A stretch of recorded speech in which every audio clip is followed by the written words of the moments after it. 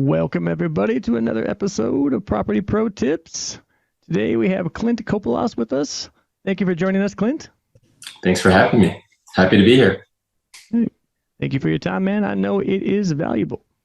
Today we're going to be talking about the mysterious and mystical and magical world of ADUs,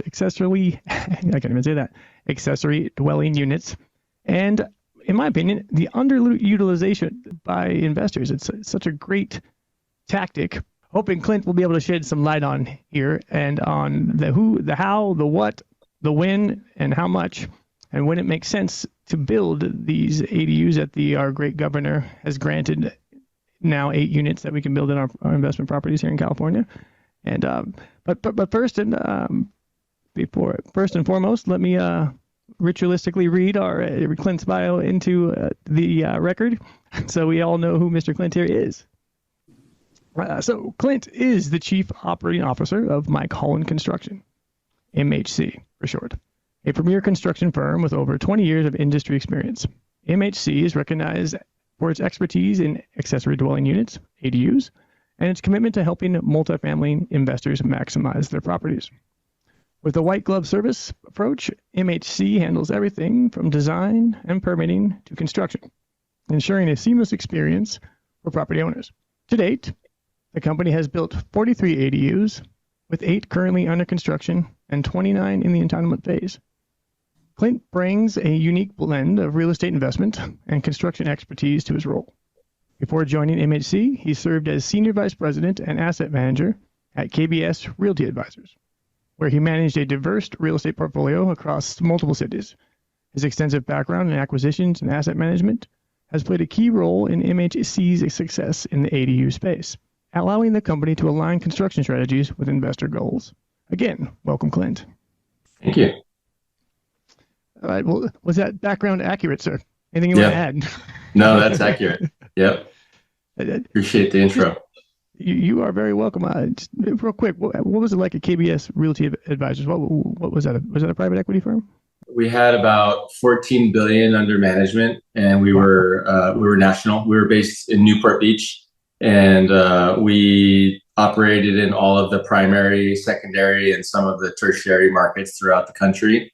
And we were split up into regions, and I worked for the Western United States region, and at one point was covering 2/3 of the Western United States. And as I grew in the company and more responsibility was given to me, focused more on individual markets and had my own territory that I was responsible for from an asset management perspective, disposition perspective, and acquisition perspective. You must love it, because I know you're good at it. I did love it. I did love it. It wore me down a little bit, to be honest with you, because there was a lot of travel involved. I was on the road every week. Yeah, every week I was on the road. Yep. And in the beginning, it was a lot of fun. It was super exciting. Young, right? Yeah. You know, late 20s, early 30s, super exciting. You know, the best hotels, the best restaurants, ball games and concerts and spectacular golf trips. And I just felt like VIP status, you know. But after years of doing that every week, it really wore me. And I didn't know it. You know, in the moment, I didn't realize it. But then COVID happened and everyone worked from home. And for me, that was an eye-opening experience. So it really opened me up to what work-life balance, you know, could look like in my life and probably even should look like in my life. And that's kind of when the transition in my mind started to happen about, you know, how can I get away from that and have more of a local presence? Which sounds like it brought you to MHC. Yeah. So I met Mike. My wife and I started building our house at the end of 2019. We hired Mike Holland to do that. And little did we know that a few months later, COVID would happen. And so through that process, we really got to know Mike very well. And at the time, you know, he was focused on building custom homes and, you know, very high-end remodels. But through that clientele and through the change of the ADU laws, some of his clients were really kind of leaning on him for, you know, how could they maximize value and density in their multifamily portfolios. And he was telling us about that as he was building our home. So when I decided that maybe I was going to get away from what I was doing, get away from the grind, I didn't know exactly what I would do, but I remembered that Mike was saying that he had, this success and growth in his company, and that he was kind of expanding into new territory with ADUs. Leading into that, what was your backstory on this, Clint? Can you share a little bit how you got started in real estate and what led you to the transition into construction in ADUs? Like, what? I know that you said COVID, but what was the actual transition? Yeah, I mean, it's probably a long story, but to kind of condense that down, real estate wasn't even on my radar. I grew up in Hawaii. My dad was an attorney, and I always felt like I'd want to exactly. I felt like I always wanted to just come back home and practice law with him. And my senior year of college, I went to UC Irvine. My senior year of college, I moved into some apartments across the street from campus, which was an Irvine company apartment community. And isn't it all? What's that? Isn't it all? Exactly. Yeah, exactly. But I befriended the guy that leased the apartment to me, and he was a neighbor of mine after we moved in. And before you knew it, I was leasing apartments with him as I was going to school full time. And I eventually graduated from college, but I stuck with real estate. I felt like it was exciting and it was something new, and I could kind of forge my own trail, different from what my dad was doing. So I stayed with it. Leasing apartments grew into property management, which grew into managing office buildings. And then fast forward to 2008, we've got a crash that happens, and the company that I'm working for eventually decided to back out of the US and sell all of their US holdings and redeploy that capital in Europe. Yep. So, here I am thinking, what am I going to do? It was a blessing. I go through this disposition process. Very exciting for me to be exposed to all of the investors coming through the buildings and being very involved in the buyer interview process and just every aspect of that disposition. And I think a lot of my mentors really noticed that this was exciting for me and thought that maybe I should take advantage of an opportunity to maybe transition into the investment side. And so I did. And that's when I landed a job with KBS. And I started there from the ground level, as a financial analyst. And after being there for almost 10 years, worked my way up to having my own portfolio and territory. And, while I was there as an analyst and as an acquisition officer, I did about $1 billion in acquisitions and about 500 million in dispositions, and had a portfolio of up to 2.5 million square feet. And, great exposure, great experience. But as I said, it kind of, it kind of wore me down. Yeah, I can see how it, especially with what was your travel schedule like? You mentioned it, but what was it? Every week I was on the road. I felt like, to get to the point that I had gotten to at KBS, I had raised my hand to absorb other people's roles. So as people left the company, I said, I want to take on their role. And I kind of differentiated myself from the pack a little bit. And the company rewarded me for that. But as I grew in the company, I felt like I couldn't get away from that. And what had helped me, have that success, I needed to continue it and maybe even up my game a little bit more. So it became more and more and more travel. It became more and more and more entertaining and being entertained. And I'd come home and, on the weekend, I'm married to a very active wife, and she wants to go hiking and do all these things. And I just want to lay on the couch, and just no balance. There wasn't any balance. And like I said, COVID really opened me up to that. Yeah. So fast forward to, building our house and meeting Mike and him telling us about all this success and this expansion into this new business line. And I'm thinking maybe there's an opportunity there. Maybe I can utilize my investment background to help him maybe bridge a gap between construction and real estate investors. And he liked the idea, and he thought if I could come in and run the ADU division for his company and not only run it, but grow it, that would allow him to focus on running the custom home business and focus on growing that. And so that's what we did. And about 3.5 years ago, I started working with Mike, running the ADU division and business, and now I'm COO of the company, handling all aspects of the company. So it's been a good move for me. No travel. I've got great work-life balance. It doesn't mean I don't work really super hard, because I do, but at least I'm local and that travel is not wearing down on me. So it's been a really good transition for me. The company's seen a lot of success. I've been able to bring some institutional processes to what we're doing here. And I think that's really resonated with a lot of our clients on the investment side. So I think it's been a good move for me and for Mike. Absolutely. And congratulations on getting yourself out of that grind. Like that Thanks. That will suck a soul, I tell. Yeah. I understand and empathize. Congratulations and good work, sir. Yeah, for thank taking you. the leap out. Like I said, if it wasn't for COVID, I don't even think I would have been aware of it. Wow. Yeah. Wow. Yeah. In every catastrophe, there's an opportunity somewhere. Right. Someone wise once. So with that, tell us a little bit about MHC's and your growth. It's MHC. It has built 43 ADUs, I believe, right? Yep.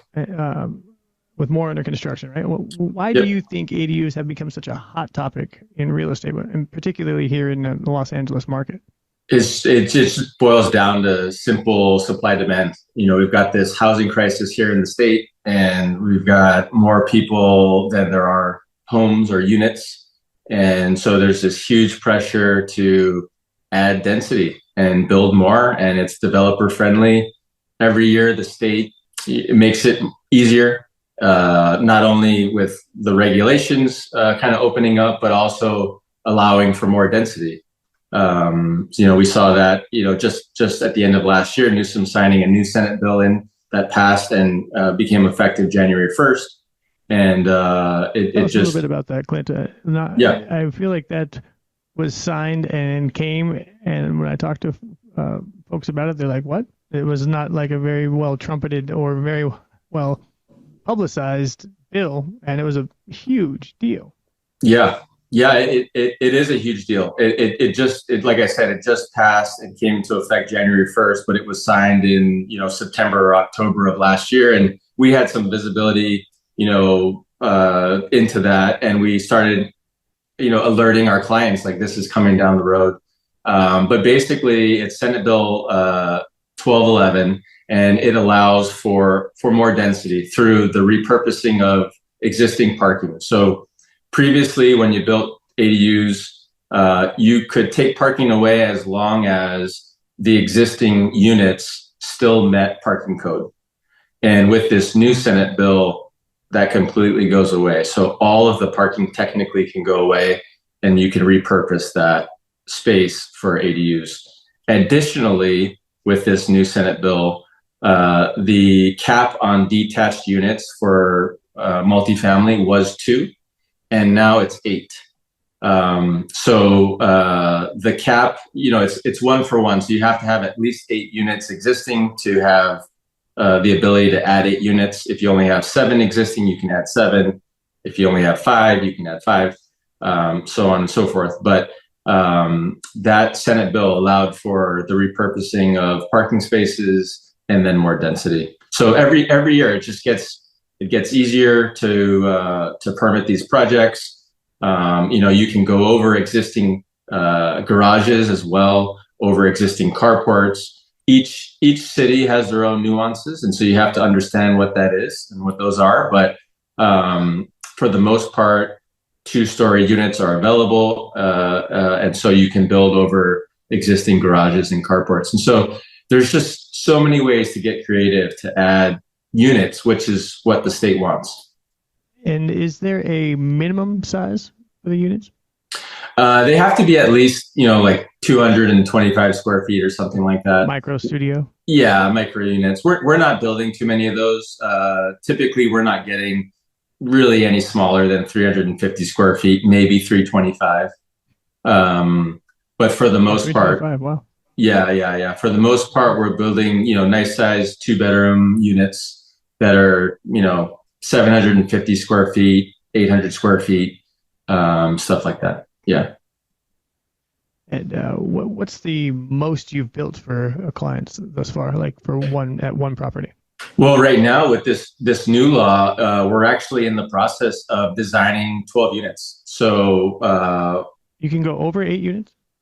Well, it's 2 parcels, so it's just like kind of getting creative, like I was mentioning earlier. So he approached me Q4 of last year, said I'm going to be acquiring this property. It's 2 parcels, 6 units on one parcel, 6 on the other, and there's this huge open grass area in between them. And he's like, I'm excited. I can build 2 ADUs on each parcel, just like you did for one of my other projects.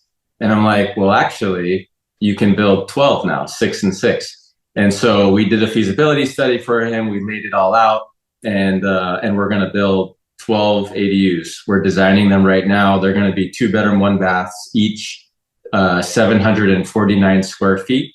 If you're under 750 square feet, you're exempt from park fees. And so some people like to design under that square footage. So he's one of those clients. So yeah, so we're in the process of designing that now. We should be submitted into the city in maybe 2 months or so. Since we're talking about that topic, what is the timeline from the time someone calls you for a feasibility study, or to explain the process, and if you would, just as simply as you can, from like they call you and then? Yeah. So what we like to do first is we like to do a feasibility study. And if they're an existing client, then it's an easier process because they know our process. But if it's a new client, we get a call for the first time. We want to understand the property. We want to understand what are the goals for the investor. Is there financing that's maybe dragging on the investment? Is it a fix or flip, fix and flip kind of a deal? Is there potentially a time value of money drag on the deal? And so we want to understand all that, make sure we're catering to the investor's goals. And then next we want to dive into the property. Do they know what they want, or do they want us to lay out all of the options for them? Are they okay taking parking away? Are they okay taking garages away? There's so many different opportunities, and all of those opportunities have a different cost to that. So then we'll go into, okay, here are the opportunities. Here's what each of those opportunities cost. And we'll do kind of a return on cost analysis from that point. If the investor's open to it, we'll take a look at the rent roll. We'll look at what are the existing rents at the property to understand what market is. We'll look at the expenses. And then we'll look at, if we add these ADUs to the property, what's the new kind of added NOI? And from there, we can calculate the return on cost. We can see how much appreciation potentially could be added to the property through this investment. And we help the investor kind of navigate, does this make financial sense or not? And if it does, then great. We'll promote the moving forward of the project. But if it doesn't, we're very open with the fact that, hey, this probably doesn't make sense. Let's look for another opportunity. And that whole time frame, that feasibility study time frame, we could have something done in a week or two. Once we get some feedback, maybe another week to do the analysis. And then once we get the green light to move forward, it's a 6 to 8 month design and permit process. And then depending on how many ADUs we're building, it could be as little as a 5-month build. If we're building 4 or more, it could be 10 months or more. Up until now, up until that Senate Bill 1211 passing, where there was that 2-unit cap on detached units, a lot of what we were doing was 2 units. And so, that was like down the middle of the fairway for us. And that was a 6-month build. So maybe 12 months, you could have a project designed, permitted, and built.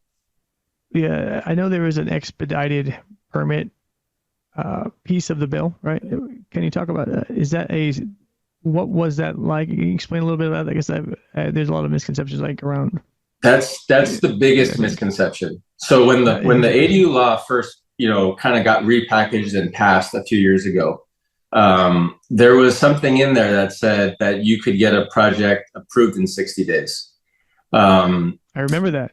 Yeah, but that was not the reality. So when that ADU law got repackaged and put out there, a lot of cities, they were just learning what this new law meant for them and how they could adopt it. And so it really forced us to build relationships with the state and really dig into what their law, what the state law meant, and what the cities could and couldn't do around that state law. And so we quickly learned that the intent wasn't to have something approved in 60 days. It was the city had to respond within 60 days with comments or their approval.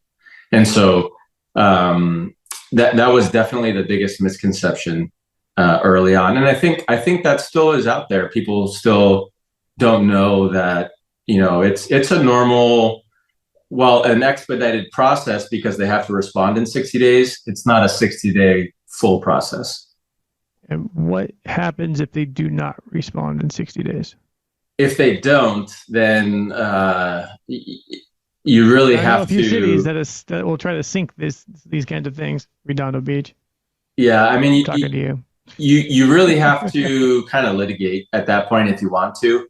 Unfortunately, HCD. I thought they were saying there was a fine or something like that if they didn't respond. I mean, I haven't had any luck with it. And when the law first passed, and we had cities, trying to figure out what they were going to do, and they weren't responding in 60 days, and sometimes it was taking up to 6 months for them to even respond to us. Wow. We engaged HCD, who's the kind of the state authority to implement ADU law and making sure every city is following the law, and we really couldn't get HCD to act on it. So there really isn't a kind of way around it or forcing the city to kind of follow the law, other than you have your right to litigate if you want. Have you seen much problem, Clint, with cities not responding? Not anymore. Now that we're kind of a few years into it, and all of the cities kind of have adopted state law, and they've got their own ordinance specific to the ADUs.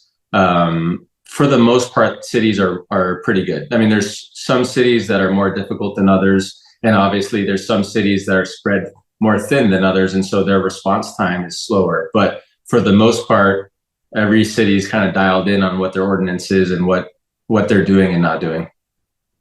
Top 3 easiest and top 3 worst cities to deal with ADUs. Oh, I need to stay politically correct on this one because we're working in all of these cities, and and I can't throw any city under the bus because we're always working in all of this. How about a county? Is LA County easier than Orange County? There's parts that are, and there's parts that aren't. It's really city specific, to be honest. Really? With you. Okay. Yeah, it really is. And like I said, there's these gray areas within the state law that some cities are more developer friendly and kind of push the limits within that gray area. And there's some that don't want the development, and they use that to really kind of hold their ground to limit the development within their city. But for the most part, I think it's getting easier for all cities. I think really? There's definitely a need for more units for every city. And there's this quota that each city has to hit in order to receive their state funding. So there's a real driver, behind the scenes, really kind of pushing every city kind of forward to adopt the ADU law and to act on it quickly. And maybe this is very specific, but what about areas that are unincorporated parts of LA County? Is there a way? Can you still build ADUs if it's not incorporated? Yeah, then you go through the county. Same thing with Orange County. Then you go through the county, and sometimes those processes kind of take a little bit longer, to be honest. But yeah, there's still a pathway to do it, and you have a right. You have a right to do it. Okay, yeah. I was asked that question recently. I'm like, I'm not. They always say this it's city specific. I'm like, well, what if they're not in a city and they're in an unincorporated zone, like Altadena? Yeah, exactly. Yep. Yeah. So yeah, you can definitely build ADUs up there. We've looked at projects up there for sure that have been passed and permitted, and yeah, so there's always a pathway to get it done. It's state law, so it has to be allowed. Yeah. with your background in asset management, Clint, how do you guide multifamily investors when it comes to ADU development? I mean, what should they consider before adding an ADU to their property? There's some fundamentals. I think for me, with my background, it's really math. It's does it make financial sense? And we really try to vet that out early with the client. Before they start spending a bunch of money designing stuff and going through a full architectural process and submitting plans and all that money. We really try to sit down and really help them understand what are the costs going to be.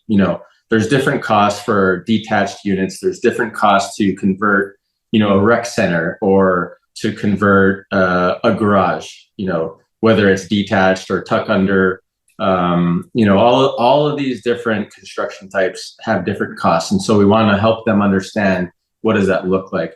The second thing that we try to do as we educate our clients through that process is we try to help them understand that the biggest unknown that we have is what are the utility companies going to require of us to power up the units?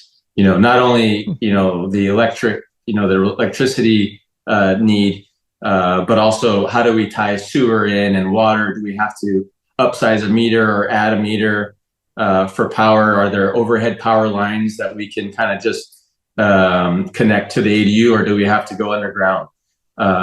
Do we have to tie into the existing meter bank, which means we have to upgrade the entire existing meter bank? Or can we just, set a new meter on the ADUs? All of these things matter, and we try to vet all of these things out early. We can't do it before we know we have a project started, but during the pre-construction phase, we will vet this out and try to get a better understanding of what those costs could be. Are there any red flags that could prevent this project from moving forward because it just becomes too expensive? So those are all things that I think my background has really helped me understand. Where can we, where is there risk in a project, and how can we maybe address those risks early? As far as I understand, you are one of the only companies that do this, and I know the MHC provides a comprehensive service, white glove service, so to speak, from design to right from feasibility to design to permitting, straight down to construction documents and construction. Correct? Yeah. What are some of the with this soup to nuts process that you have? What are some of the common challenges in the process, and how do you help investors navigate them? I mean, the biggest challenge is navigating the different cities and the different ordinances that each city has adopted as it relates to ADUs, right? So understanding that there are these nuances and understanding where these nuances are really allows us to go into a city, whether we've worked within that city or not. We know which questions to ask. We know where there could be potential hurdles to prevent us from accomplishing the goal that we want to. And so we want to vet out that all of that early. And so if there are any gray areas, even during our feasibility study, we'll let the investor know. And then if the investor likes the feasibility study, first step for us is to go meet with the city and kind of vet that out again to kind of mitigate risk for the client so that they're not spending a bunch of money up front. But the reason why we got into this kind of like vertically integrated system, we don't have our own architects or our own consultants, but we act as if we do. So we've got our constellation of consultants that we work with on all of our ADU projects. So we've got this really smooth, repeatable process. And the reason why we awesome. did it, I know you've given me some feasibility studies on some projects, but I know some of our own clients here at Beachfront have worked with you, and they can't say enough about you. I appreciate that. Services. Yeah. I mean, for us, it was, we noticed there was a lot of frustration with our clients when they were going through this process on their own. Obviously, at first we were just a builder, and so we're coming in to kind of help the client move things forward. But we're seeing that this process is taking up to 2 years in some cases for them to go through this design and permit process. And not only was it frustrating for them, but it was frustrating for us because we thought we had this construction project that we were going to be building in 6 months, and 6 months turned to 12 months, which turned into 18 months, which turned into 24 months. And so there was this need for both us and the client to figure this out, to have better visibility into and better and more control into this process, and when these projects were going to come out of the building department. And so we put together this structure that allowed us to kind of have this white glove service where, an investor didn't want to be involved. They just wanted to know what it was going to cost and then hand it off to someone to run the whole thing. And that's where we step in. We'll come in, we'll, design it all. We work with the cities. We'll take on that frustration and that heartache and those tears, and we'll push the cities forward. We'll push our consultants forward. It's nice because, we're not just a one-off client for our consultants. We have repeat business with them. So we've got, a lot of sway with them, and, can help us require them to focus on our projects, make them a priority. So we can really turn these things quickly. And like I said, where some of our clients were getting things permitted in 24 months, we're doing it in as little as 6 months. And then we can come right in. Yeah, awesome. We can come right in. And as soon as the permit is pulled, literally within days, we're breaking ground on that project. Wow. Yeah. I think one of your biggest offerings is the fact that you have an architect that will design an ADU. Is trying to call an architectural house and say, "Hey, I want to design an ADU." They're like, "That's too small." They don't want to touch it. Then you got to go to a designer. It's trying to get an architect to even take that small of work is hard. I mean, I don't even know any myself, and I have lots of architectural friends who are just like, it's like a remodel. They want to design a custom home is what they want to do. Right. Right. So the fact that you have those connections is stellar and a big value add in my opinion. Yeah, we really needed to partner with not only architects but engineers and consultants that saw a bright future with ADUs, right? Like they had to look forward and see what this could be. And like us, where we've built a team specifically for ADUs. We've got teams that do custom home, and we've got teams that just focus on ADUs. We needed consultants and architects that were kind of like-minded and wanted to scale that side of the business. And so that's what we've done. We've put together like-minded consultants and architects that just want to do that with a team within their company. And as we scale, they have the ability to scale as well, and they want to scale. So we've definitely found the right partners. We're super excited about it. We get calls all the time. Would you work with us? Could we help you with your ADU business? And we're flattered by it, but we've got the right team, and we're excited to kind of be moving into the future with the team that we have.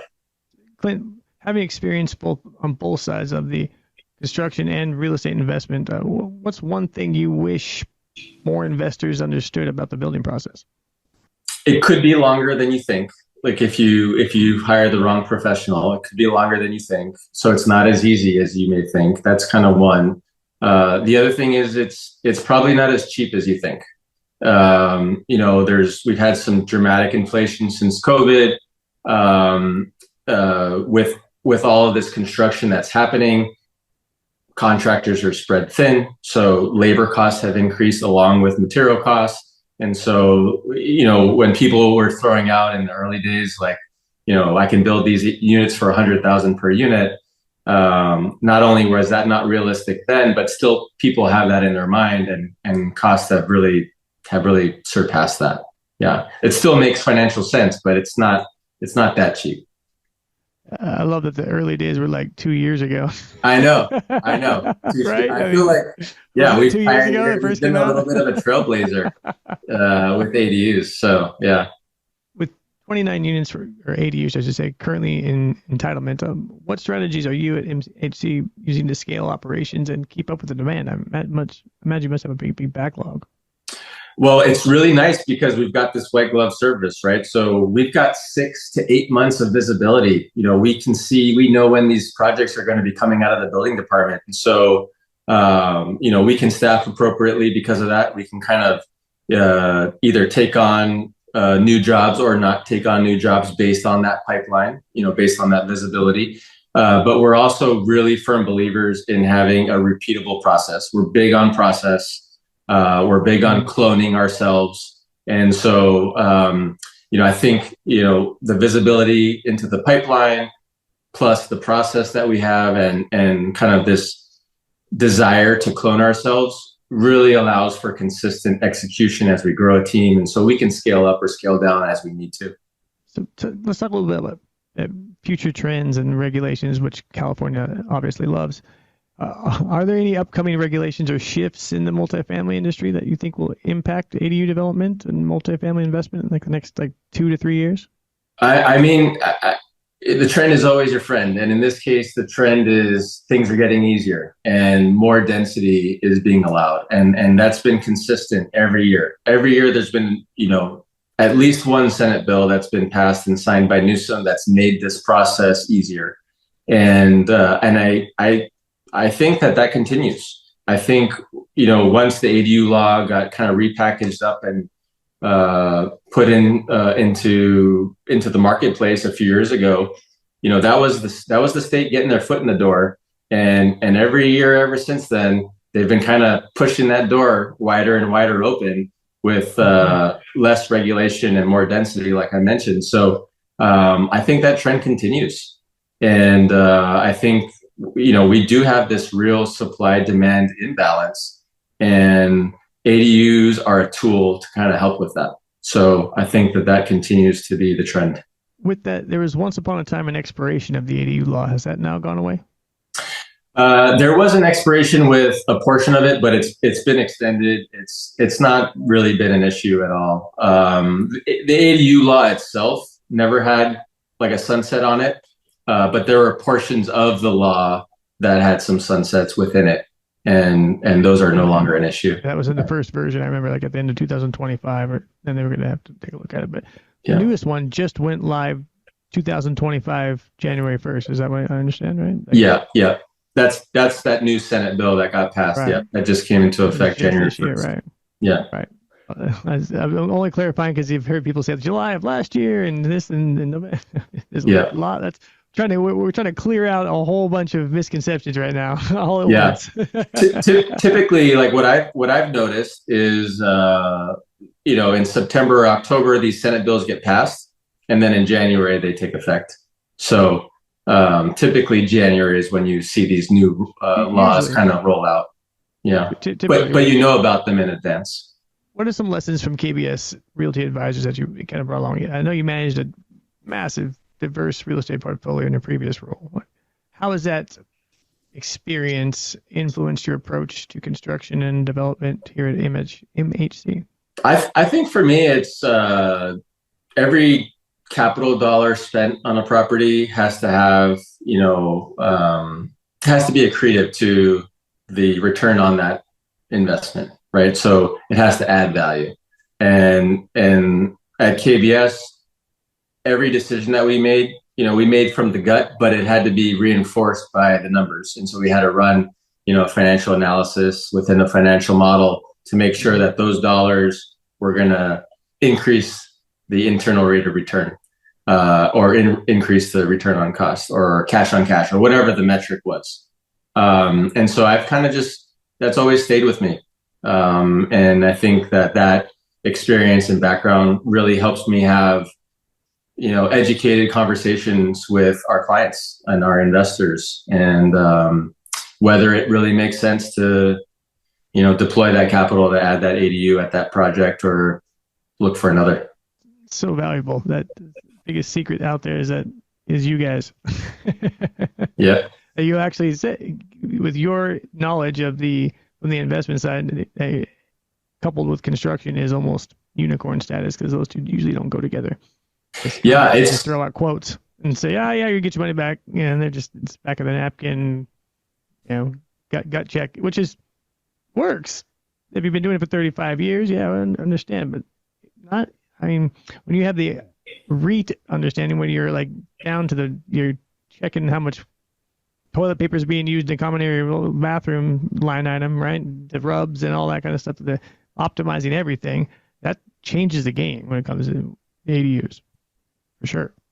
So with that, right? I would imagine that's got to influence so much of what you do. For me, it does. For me, I'm on the front lines of taking in new calls and helping the whole entitlement process and really being involved in the pre-construction.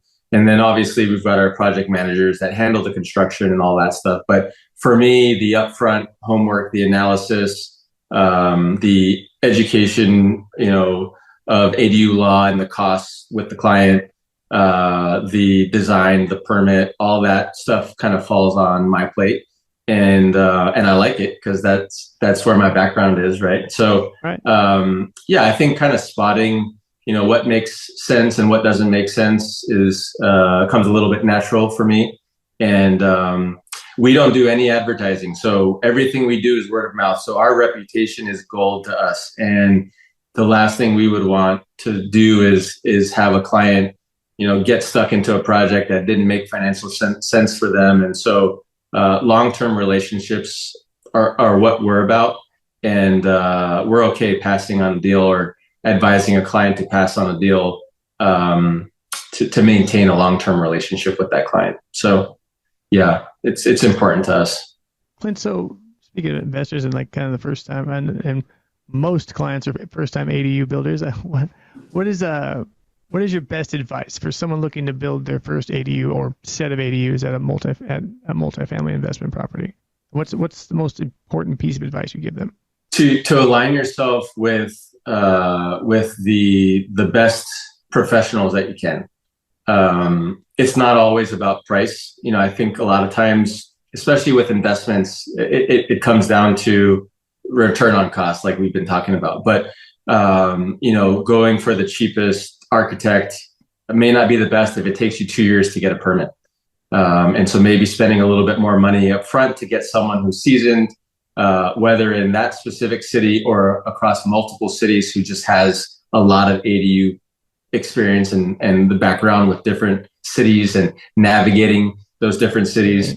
There's a lot of value that's brought to the table if you can design and permit a project in 6 months. And so doing that upfront homework and just making sure that you're aligned with the right professional. If you've got a couple of years to kind of sit on it, then great, go with price. But if you want to start collecting that income, or if you want to add the value to flip out of it, or add the value to refinance, and there's a little bit of a shot clock, there's a little bit of a sense of urgency, please hire the right professional that's really seasoned in what they're doing, and they're focused on it. They know the law. They know that each city has these gray areas and these different nuances, and they know what questions to ask. It'll be worth it in the long run. The other thing, and I kind of mentioned this earlier, is utility connections. Utility connections. Yeah, if you're just hiring an architect, I would try to get partnered up with a contractor pretty early on as well, and I would push for that contractor to start doing some of this legwork so you can understand what some of these costs may be. If you can tie a sewer line into your existing sewer line, that's great. If you have to go into the city's main line, into the street, that could be 3 times more expensive just for that line item. So, and then we mentioned, do you have to bring power into the existing meter bank, which means you may have to upgrade all of those meters. I mean, that can be a significant cost. So understanding 12 months. Exactly. Yeah. Cause then you got to wait. Yeah. Then you got to order that meter bank. You got to wait for it. Yep.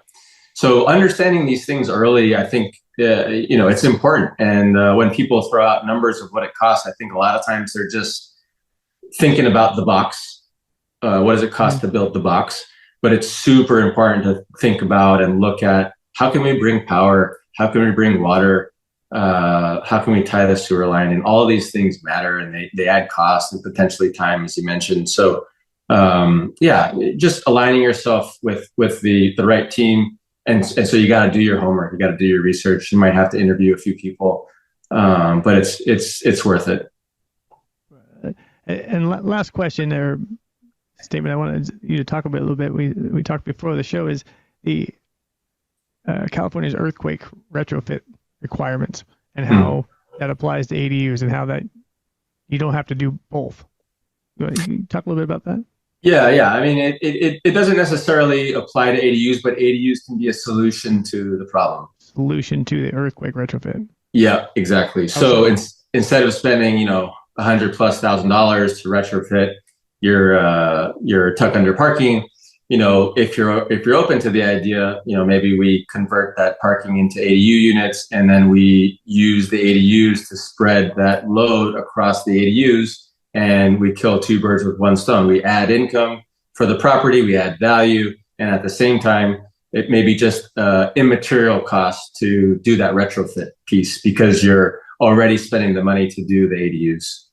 Yeah. Right. So you could spend the money on the ADU or the retrofit, because if you did the retrofit first and then the ADU, you're not going to give a credit for that earthquake, because it's going to be a whole different structural thing going on, I imagine. Yeah.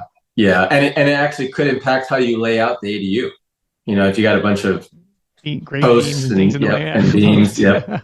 Yep. Exactly. So I just want to repeat that back out to the audience. If you build an ADU on your tuck under parking at your building, you will solve for earthquake retrofit. Is that correct, Clint? Yeah. You can. Yeah. You will do it at the same time. Yeah. If you did, if you did, just assume, let's assume you're going to do all of it. You have two tuck under parking spaces, and you build two ADUs. You no longer have to earthquake retrofit, because it's going to be included with the design and engineering and ultimate build of the ADU. Mm-hmm. I think that's important, because I don't think that's known very well. I think a lot of people think they have to do their earthquake retrofit and then do that, or that it's two separate things, in which it's actually not. No. Your earthquake retrofit's considered in part of your construction. Yeah. So the structural engineer will take the ADUs into account, when they're doing their calculation and structural load calcs and all that stuff. And so they'll use the ADUs to kind of spread that load across the ADUs and support what's above. Yeah. One more question on this. There's so many variables, Clint, for an investor, like for syndicators here in SoCal. What have you seen be the path of least resistance and highest return? Like when we're talking building size and amount of ADUs, and what those were before it. Would it like tuck under or detached, or are you a garage conversion, or is it tuck under conversion, or there's a carport? Like, what have you seen as like the most, like if someone was going to look for a building to buy to implement the 8 units of ADU potential, what's the best? What does that look like? Does that make sense? Yeah. The cheapest cost of construction is a conversion. Conversion. Okay. Yeah. Whether you're converting, an existing garage, you've got 3 walls that you're already working with. So that's the cheapest construction. Repurposing like a rec room, obviously now you've got 4 walls and a roof, and so these conversions, they're the cheapest cost of construction. Depending on the size, they could be $150,000 per unit, and so those make a lot of sense. Additionally, with the conversion, potentially you could maximize density, the most. So with conversions, you can build up to 25% of the existing unit count. So let's say we're talking about a property that has 100 units, 25% of that's 25 units. So theoretically, you could take all of your garages or a portion of your garages, and you could add 25 ADUs. So that would be the cheapest, really cool, kind of best return on cost. Okay, yeah. So these are like garages or tuck under parking. It doesn't matter. It's just as long as it's part of the existing structure, not a carport. It's off to the side or some sort. So, some cities will allow carports, but for the most part, it needs to be attached, whether tuck under or attached garages. Some cities do allow them if they are attached. And again, that goes back to the gray areas, the nuances of how developer friendly that city is or wants to be. But for the most part, if the garage is attached to the apartment property in any way, shape, or form, then you can utilize it to convert into ADUs. Yeah. One other question on this. I've heard, and here we go with I heard, you have a 3-bedroom apartment building, a 3-bedroom, 2-bath apartment. There is 2 front doors to it. They have a back side door to egress, and they have one to the front door, and that egress is off of a master bath, and that bedroom is has a master bath. I see this a lot in the older 1960s construction. Can you convert that to a 2-bedroom, 1-bath, and then a studio? No. Or 1-bedroom? You can't convert couldn't cut a 3-bedroom into a 2-in-1? No. The state's pretty clear on this, that it has to be space that's not habitable currently to be able to convert it into an ADU. Yeah. Could you convert an old laundry room? That you can do.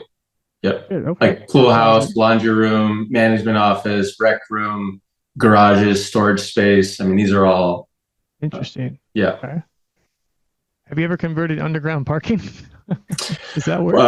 We've looked at it. So we've got a client that we do a lot of work with. They're an operator, so they come in, they take existing units that are below market, they renovate them, mark them to market, and then add as many ADUs as possible, and then they look to get out. And so one of these potential acquisitions they were looking at had subterranean parking, and so we went out there to look at it with them. It's not easy. It's not the cheapest construction, because now you're having to kind of break through the existing structure to create openings. Now you got to be thinking about, fire life safety, and how does everyone get out of the building? They've got to have 2 exits to get out of their unit. You're subterranean, so now you got to over-X and create space around the buildings, and then you got to create access to get up and out. So there's a lot of things to think about. It's not that easy. It's not that easy. 500 unit building, you can build 75 units underneath there, man. Maybe it would be. Yeah. There's an opportunity to add a lot of value, and in that case, maybe it would make sense, because you have so many units to carry that cost over. But when you're talking about 4, 5, 6, 7 units, it probably doesn't pencil for all the structural stuff you have to do. Got it. Okay. Yeah. But each case is different. Each case is different. Yeah, it's fascinating on how, and then you got every city's, but the fact that you can build 8 detached 1-for-1 is so cool. And then now it's 25. It used to be 33%. Right now it's 25%. They lowered that. It sounds like it used to be 33%. It was always 25%. It was always 25%. Yeah, but previously we didn't have too many clients taking advantage of that, because not too many clients were willing to let go of their parking. Not very many properties are overparked, and depending on where it's located, if it's very dense and there's not a lot of street parking, a lot of clients, they're not willing to separate from that parking. But we do have clients that are okay with that, and have they had any problem renting them afterwards with no parking? No, with one specific client that I'm thinking about, they build these. They'd rather build smaller units and maximize the number of units, and they are okay taking parking away. And in their projects, they've had some great success leasing these ADUs, even though they're a little bit on the smaller side. And when I say a little bit, they're small. They're like as small as 325 square feet. We manage a 62-unit micro unit studios, all studios, and there's 350 square feet. Yeah. And they are leased up. Yeah. So it's possible. I mean, they'll even do 3-bedroom, 2-bath units in like 650 square feet. Wow. Yeah. So they are really about these smaller units, but just getting the density in there. And they've been successful. Right. I mean, the housing need, we don't need more parking spaces. We need more housing. That's the need, right? Yeah. That really is the need. People will figure it out and do. Yeah, we're going to be forced to figure it out. Yeah. Maybe we kind of have eventually more of a European style, where we've got these, parking structures throughout a community, and there's no parking on site. It's just get the, communities as dense as possible, and we'll just have these kind of public parking areas. Maybe we eventually more. Yeah, exactly. As soon as Los Angeles cleans up the homeless problem. Yeah, that one. Yeah. All right. We're coming to the end of the show here. This is the rapid fire version. I'm just going to try to hush, and hard for me to do that. And I'm just going to fire questions at you. You talk as long or as little as you want about it, and then I'll ask you the next one. Okay. Are you ready, sir? Let's do it. What is the one biggest common misconception about ADU development? that it's quick and easy. Best investment you've seen. What's the most creative ADU project or real estate investment you've ever encountered? Ever? Well, I guess I'll take this. I'm going to focus this on ADUs. It's that one that I mentioned earlier where the client was buying two parcels and he thought he could build 4 ADUs, and we came in and showed him that he could build 12 and double the density. I think that's a pretty exciting story for somebody, and that's a lot of upside that they were not underwriting in their pro forma. Yeah. So yeah, I think we're going to see more of that. And goes back to my comment about partnering with the right professionals, right? And making sure that you're aligned with someone that or a team that's really understands this and really wants to add that density for you and maximize value and help you however possible. I think that's really important. What's one book or resource that has had the biggest impact on your career? For me, I've recently read Your Next 5 Moves by Patrick Bet-David, and I really enjoyed that book. I've really enjoyed learning his story. I enjoy his content. He's an inspirational character for me, and reading his book was a lot of fun. If budget and zoning weren't an issue, what kind of real estate project would you love to build? For me, it's mixed use. I've always enjoyed creating experiences, and I think you can really do that to the maximum in a mixed use project. With office and retail, apartments, maybe a hotel. I think you can curate the right retail experience, really draw people, activate it, and I think when you've got people living and working around the area, I think that all kind of comes in nicely together. So that would be mine. Love that. What's the best advice you've ever received about real estate or business? Likability and focusing on building long-lasting, strong relationships. I had a mentor of mine. I think it was the first lunch I ever went to lunch with him, and he didn't care what I was working on or what I was doing. It was his first question to me was, "Are you likable?" And that really stood out in my mind. Like at the time I was just focused on, I got to outwork everybody, and my work ethic has to be, on point, and my work product has to be the best. I've got to be perfect. And he came in with, "Are you likable?" It really kind of opened my eyes up to, yeah, there's more to it than just having work product and outworking everybody. You can do all that, but if the people that you're working with or your superiors that you're working for don't like you, it doesn't really take you anywhere. So I think that advice works in real estate, but across every industry. Likability. Yeah. And last question. Describe where you, Clint, see ADU development going in the next decade. I see it being a really big tool that the state uses to help with this housing crisis. I think it becomes essential. I think the regulations around it continue to ease. I think maybe setback and separation requirements continue to ease and allow for more density. I think you continue to see trends along the lines of repurposing parking and repurposing commercial space, and just getting creative, utilizing open space to just add more density. And I think that this could be a really strong tool for the state and for all of the cities that we live in and work in. And I'm really excited about this trend. I think there's a bright future here. Yep. All indicators point to up. Yep. I think so. Well, that brings us to the end, Clint. Before we leave, I want you to share how anyone who would like to talk more about doing maybe a feasibility study for their properties or get involved with an ADU, how do they get a hold of you, Clint? What's the easiest way? I mean, you can email me, clint@mhc.build. Happy to start a dialogue with anybody, wherever they are in the process, whether they're looking at new real estate or they own real estate, whether they just want to use me as a sounding board. Maybe they've already got a professional that they're working with. just happy to be a resource. Beachfront has been a great partner of ours, and so if we can be a great resource to them and their clients, we're happy to do it. So please feel free to reach out.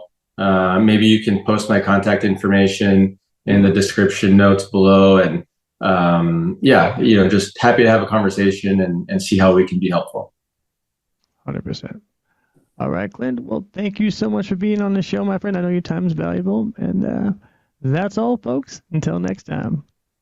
Thanks for having me.